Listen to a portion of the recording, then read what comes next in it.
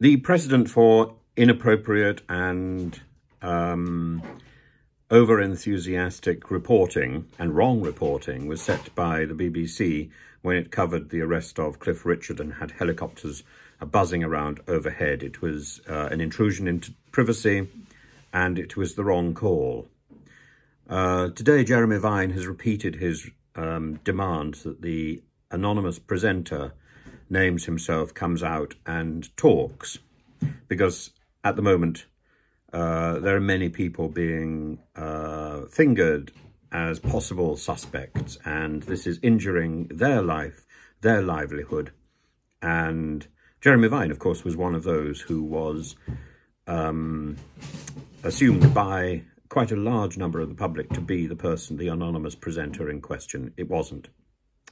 And I'd like to say, from my own point of view, there are people who, I'm actually removing comments. For the first time since I've been doing YouTube, I'm removing comments that suggest who it may be, because I think that's wrong.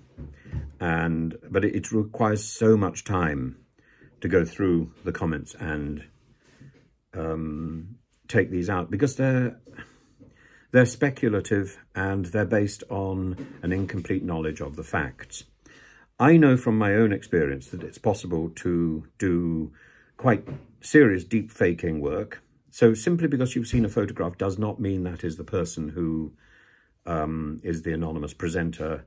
It doesn't even mean that if you identify that anonymous presenter, he is the person who has committed some sort of crime or is responsible for the loss of trust. The stories may not be as we perceive them.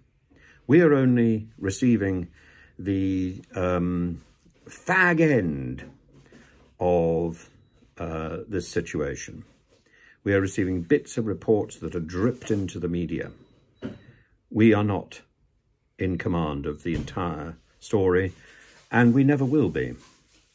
We need to leave this to others who know more, and at the same time we also need to be cautious and thoughtful about the other people involved. Not only the anonymous presenter, who has a right to innocence until proven guilty, but also the presenter's family, the young people who are the victims of this staggering story. Not just one person, but now at least one other person. I have heard of a third person.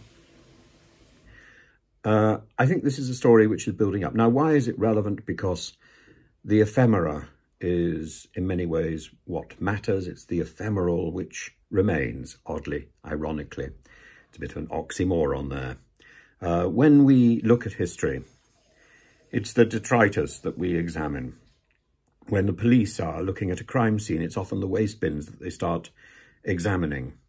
Waste and rubbish is important. It's what remains behind. It's the stuff that people carelessly toss to one side. And that's where history lies.